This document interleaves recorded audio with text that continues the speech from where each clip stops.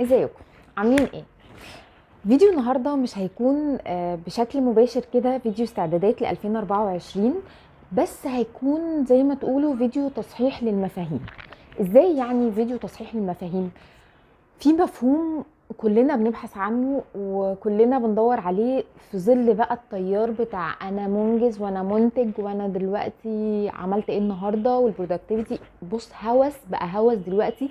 هو انا بشوفه هوس لطيف، بس في سوء تفاهم كده. احنا مش بنقدر نميز بين ان احنا منتجين ومشغولين. لينا النهارده نشوف ايه الفرق بينهم، لان ده البيز بتاعنا اللي هنكمل عليه بقية الفيديوهات، واللي هنكمل عليه كل اهدافنا للسنة الجديدة، واللي هنكمل عليه كل حاجة جاية. خليني اقول لكم دلوقتي if you need to know please let's go. خلينا في الاول كده نقول حاجة مهمة جدا، وهي ان في الزمن اللي احنا فيه ده مفيش حاجة اسمها وقت فراغ. زمان كنا بنشوف فيديوز بقى عن افكار نعملها في وقت فراغنا، ازاي استغل وقت فراغي، بس الحقيقة ان كلمة فراغ دي او وقت الفراغ ده ما بقاش موجود في الزمن اللي احنا فيه ده. عشان نفهم قصدي ايه محتاجين نعرف يعني ايه فراغ اصلا. الفراغ معناه المكان خالي من اي مادة او الوقت خالي من اي فعل اطلاقا. ما نقدرش نقول عن وقت مسكتنا للموبايل والسوشيال ميديا والتصفح والفرجة على الفيديوهات والسكرولنج اللي معانا طول الوقت 24 ساعة في ال 24 ساعة. ما نقدرش نقول على ده وقت فراغ. ما نقدرش نقول على قعدتنا مع صحابنا، قعدتنا في اللاشيء كده، ان هو وقت فراغ. دايما المجتمع او العالم اللي احنا فيه دلوقتي بيحاول يشغلنا، مش بيخلينا في عندنا وقت فراغ اصلا. ومع ذلك كام واحد فينا بيبقى نفسه ان هو ينزل الجيم او يشتغل على حاجة معينة في حياته، او يتعلم لغة جديدة او هواية مثلا، او ان هو يقضي وقت لطيف حتى مع اصحابه او مع اهله، وبيلاقي نفسه ما عندوش وقت. منين بقى احنا عندنا وقت فراغ ومنين احنا ما عندناش وقت اصلا؟ ففي فرق بين اننا نكون مشغولين طول الوقت، وفي فرق بين اننا نكون منتجين. ومن هنا لازم يكون عندنا وعي ان احنا مش لازم نكون عشان حاسين اننا مشغولين او مسحولين بمعنى اصح في الفترة اللي احنا فيها دي نكون منتجين. اقول لكم الدبان بشع. وعشان كده في جملة مهمة جدا بتقول ليس كل مشغول منتج، ولكن كل منتج مشغول. مش كل حد هتلاقيه مشغول هيكون منتج وبيعمل حاجة فعلا اللي المفروض يكون بيعملها، لكن كل منتج هيكون مشغول وهيكون ما عندوش وقت كتير.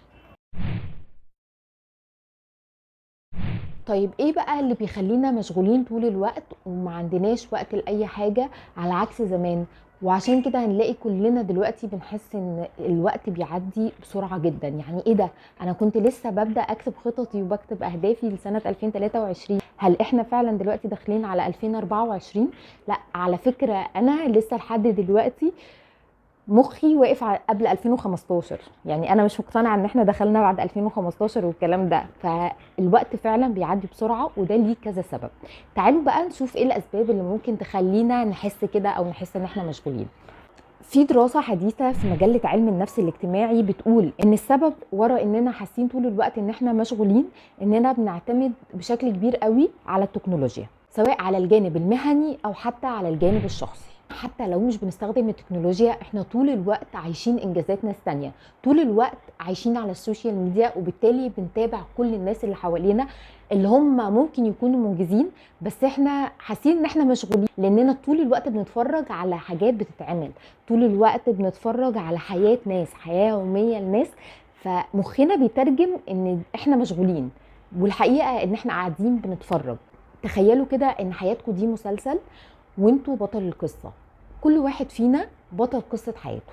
فتخيلوا كده ان انتوا بتتفرجوا على مسلسل في البطل قاعد طول الوقت بيتفرج على السوشيال ميديا، طول الوقت قاعد بيتخيل نفسه بيعمل الحاجات اللي ناس كتير غيره بتعملها، طول الوقت بيتخيل نفسه بيعمل انجازات ناس تانية. خلينا يكون عندنا وعي برضو ان الناس اللي حوالينا هي اللي مشغولة، مش احنا ابدا اللي مشغولين. كمان ده على حسب نفس المجلة برضو بيرجع اننا المعلومات بقت سهلة جدا حوالينا.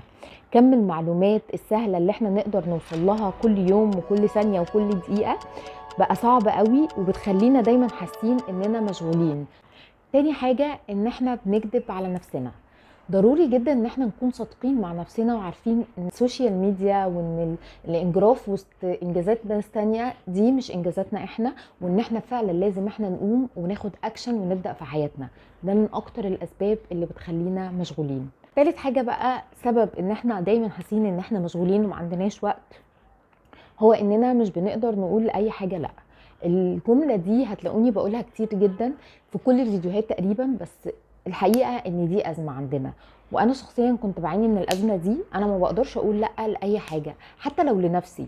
بعمل الحاجة اللي انا عايزاها في الوقت اللي انا عايزاه. اعمل اي حاجة دلوقتي مش المفروض اعملها، لا انا بقوم اعملها. ان احنا ما نقدرش نقول لا للحاجة اللي مش مهمة دلوقتي، ده طبعا غير ان احنا ما نقولش لا للناس اللي حوالينا اللي ممكن تعطلنا، لا لاي فرصه مش مناسبه لينا. كلام كتير قوي انا عدته كتير، بس بجد بجد يا ريت تحطوه في بالكم وتتعلموا فعلا تختاروا الحاجه اللي انتوا عايزينها في الوقت اللي انتوا عايزينه. اعملوا الحاجه اللي المفروض تتعمل في الوقت ده، مش الحاجه اللي انتوا عايزين تعملوها. يعني ببساطه ان احنا نكون منتجين في النقطه دي معناها اننا عارفين احنا عايزين نعمل ايه بالظبط، وعارفين ازاي هنعمله. عارفين احنا نصحى من النوم عندنا 1 2 3.